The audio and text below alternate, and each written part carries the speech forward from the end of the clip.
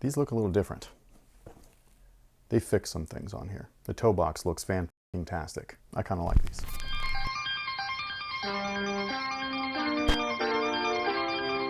Hey, what's going on, guys? My name's Chris. Welcome back to the official WearTesters.com YouTube channel. Today we got a detailed look and breakdown on these bad boys right here. This is the Air Jordan 1 Low OG. On the box label it does say Nitro, but online they're being dubbed Better with Time, so we're just gonna run with that. This is the latest collaboration between Jordan Brand and Nigel Sylvester. If you don't know who he is, well, even I know who he is. So if I know who he is, you probably do too. But if you don't, he's an NYC BMXer. He's got his own shoe with Jordan Brand, and this is the latest one. If you were interested in what the box looks like, it says Bike instead of Nike. However, it doesn't say Bike everywhere. So on the front and the back, it does say Nike still. So where the box label is and the opposite end, but the sides surrounding that, as well as the lid, they do say Bike. The shoe itself is pretty interesting just because they're just an Air Jordan 1 Low, but because they're tied with Nigel, people are beasting over these already. I will say though that they are quite nice. There's some things on there that I'm not like completely in love with, but I do think works. And then there's other stuff on here that I think is really interesting, and I just have a little bit more questions about it. Not in a bad way, just more like, are they going to be unique per pair, or is this just mass produced and what would you call it, like pre-weathered? But either way, the shoe itself does feature the greatest traction of all time. Traction's so good, it'll pop your hip out. Trust me, I know. The outsole itself is pre-vintaged or pre-aged as well, so that's why you have all these like kind of like chalky looking like white streaks on there. And then when you move on up to the rubber cup sole, it is also pre-aged.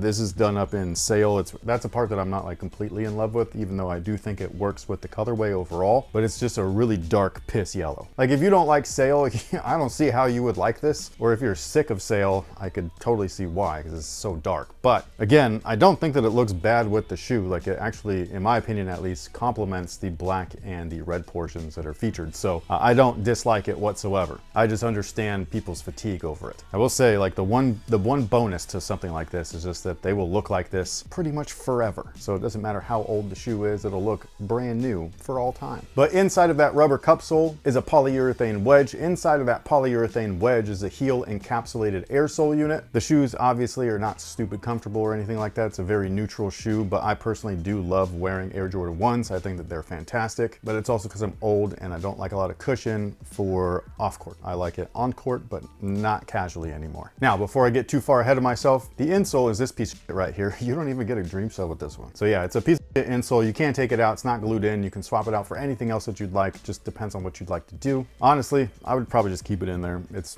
a basic Jordan 1, so who cares? But if you needed something else like arch support or additional comfort or whatever, there's Move insoles. There's the carbon fiber and Pebax laced Eris insoles. So it just kind of depends on what you need or what you want. But if you're going to go with basic, this is it. The shoes themselves come equipped with the cream or Sail laces, but instead of a nice insole, you get 2 additional sets of laces, which is kind of cool. So you get a black set and a red set. Personally, I wouldn't even bother with the black ones. I think that the cream or the Sail plus the red just looks awesome. I think that it gives the overall like black base of the shoe just an extra pop of color. The materials are very nice, not premium or anything like that, but I think that they're awesome for what they are. I will say that this is a lot better than a lot of the more general released Air Jordan 1 Low OGs, at least some of the more recent ones. So this is nice, consistent leather all the way through. So every panel is the same, which I dig. Whereas typically the exterior or overlay panels are the nice materials, and then the underlay materials are the slightly cheaper ones. But this one, not like that. It's good all the way through. Got a slight texture to it as well. Not quite tumbled, but very close. These are quite nice. If you're a fan of just the model or the guy, I think you're gonna f with these. One of the things that I absolutely love on Nigel shoes is the baby swoosh. I think that they look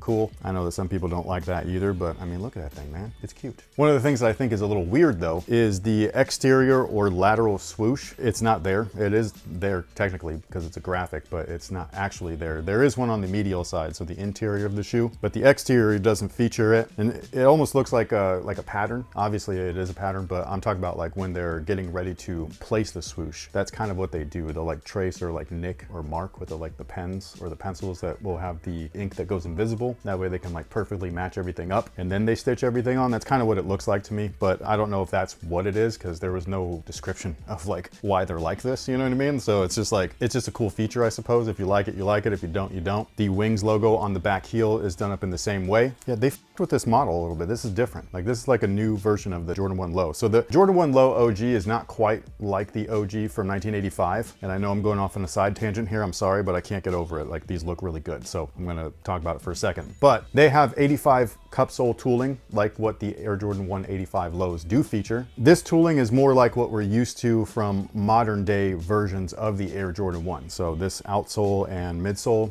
is exactly what we're used to. The upper though on the Air Jordan 1 low OGs, at least in recent years, have been tweaked. So we did have a re-emergence of the Air Jordan 1 low OG back in 2014, 2015-ish, and they look good. They had white toe boxes. They had the appropriate amount of eyelets and things like that, like the holes in the eyelets. And then somewhere down the line, they like switched things up and they kind of like moved that version or shape and cut of the shoe over to Travis Scott's line. And then they switched things up for the rest of the GRs that would release to the public, where there were one missing eyelet. The toe box was really narrow and pointy looking again. It almost looked like the high top and the low top mixed together, but then cut obviously into a low. Whereas this one looks a little bit closer to the 2015 era, but like better. It just looks a lot cleaner. Like they look great. Like the swoosh slightly bigger. It's not super noticeable, but it's like very subtle. They've added the additional eyelet back, and then the toe box is nice and wide again. Like it looks really good. Like if this is the way that like the Jordan 1 low OGs are going to look from here on out, like I'm a big fan of this. I think that this looks fantastic.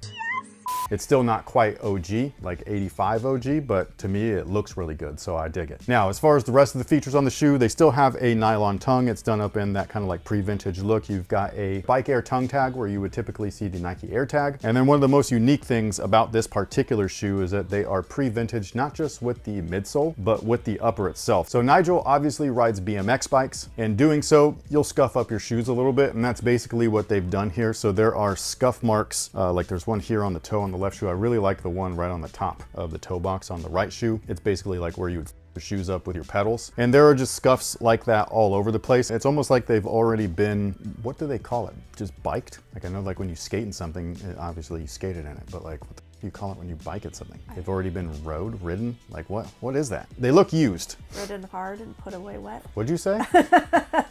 What the was that? We're gonna have to fucking bleep that out? That sounded hella dirty. You're gonna get us canceled. It's a phrase. What was it? Like rode hard and put away wet. Oh, okay.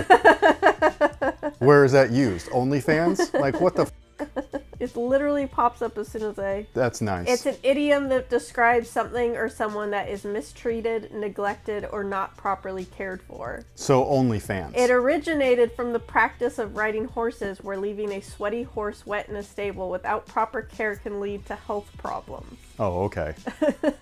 Just letting you know. Thanks. You're welcome. I was dying to know that. The next question is, why can't you put away a horse wet? I got nothing. I'm not touching this anymore. Okay. Anywho, that leads me into my question that I was alluding to earlier, which is, do every one of these look identical in terms of the pre-vintaged or pre-worn look, like those scuff marks, or is every pair unique to themselves? I'm not sure. I didn't see multiple pairs of these. I've only got this one in hand. So if they all look the same, that's still kind of cool. But if they all look a little bit different, I think that that would be a little bit cooler. Obviously, they'll eventually look different the more that you wear them, hence them changing the name from Nitro to Better with Time. But either way, it's a cool touch. I kind of with it. And then one last interesting feature is right here at the interior collar, where there's a little bit of a Jordan brand branding stamp that says Jordan Biking Co. established 2017. Now, in terms of sizing, you could do one of two things. You could go true to size. You'll have a little bit of wiggle room. In my opinion, it's a little bit too much wiggle room. So what I would do is go down half a size. They are going to be very snug at first, but with this type of leather, they will break in rather nicely. And they should end up fitting 1-to-1 once that happens. However, if you're a wide footer, I would go either true to size or up half a size, depending on how wide your foot is. Even though they like change the toe box to where it looks wider, it doesn't necessarily fit wider. So yeah, it looks better, but it's not like a true wide toe box like that 2015 version. Those fit very wide. Now, with all that being said, what is today's user submitted question of the day? This question's a little bit different, only because it's very specific to the person asking, but Okay. I liked it because they gave enough detail and I feel like it will translate to others. So with that being said, can you recommend a shoe? Can we time out for a second? I just like how you preface that, but you just spit out the horse thing out of nowhere. You know what I mean? It's like you're buttering people up, being like, okay, so this is why this question's being asked, but I'm gonna blurt out some weird shit out of nowhere for no reason. And you're just gonna fucking like enjoy the ride. You are. Nobody's No pun intended. Nobody's being put away wet. I'm sorry, that just... Anyways. Let's go. Can you recommend a shoe, specifically a Nike, that would be great for a delivery associate? I get in and out of a van about 300 times a day, and I'm often up and down a full flight of stairs about 100 times a day. That sucks. Yeah. You work very hard. Yes. So he's a delivery driver. Yeah. Thank you, first off. That's how we get most of our stuff. So we leave like snacks and outside yeah, we of our, do. like with water and all that stuff. But anyways, that is very specific, and it really depends on, I suppose, like what the person like really needs. You know what I mean? Like how their body is, how their body feels. So if it were someone like me, like something like this is ideal. I know that sounds really weird because you would think that you'd need more support or more cushion, but the platform here is very supportive because it's so low to the ground and stiff because it's a cup sole, and it's not super springy or bouncy or any of that stuff. It's so neutral and not cushioned that for someone like me with my ligaments the way that they are, because I play so much basketball, it helps me in my recovery mode, which is all the time off court. Now this person being up and down stairs and things like that, again, that's where something like this would come into play. And then if you wanted additional comfort, I would again really recommend like the additional insole swaps. So take out something like this, you can put in something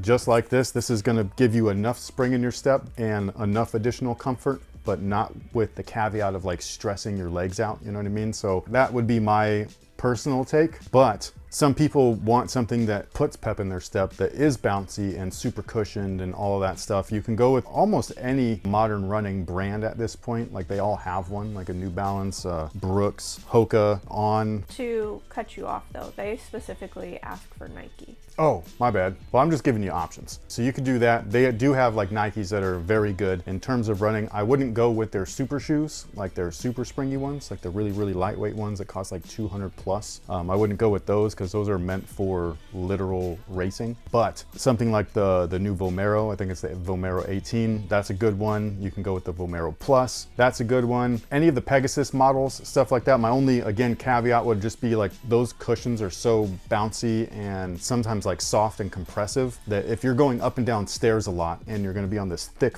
platform that is super unstable, that might not be the best idea. That's where like going low profile, keeping you grounded and one-to-one with the floor or with the earth, that is more ideal in my opinion. But if you're looking for maximum cushion and stuff like that, something like that would work. But again, I would go with something like this, not this shoe specifically, but just something like this. And then I would put in the additional stuff that you need that's not overabundant like of it. So like swap it out for a Move insole, or like I said, the Eris, you know, whatever, like that kind of thing. Like, and I think that you would be set, and hopefully it helps. I don't know.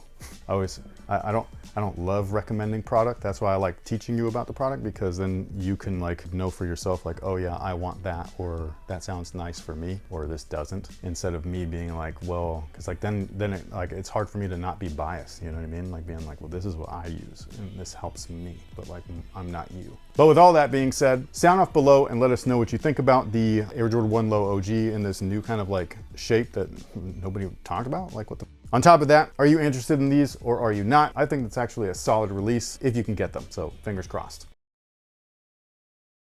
But thank you guys so much for being here. Thank you so much for watching. We greatly appreciate you guys' support. We'll catch y'all in the next one. So until then, you guys have a good one.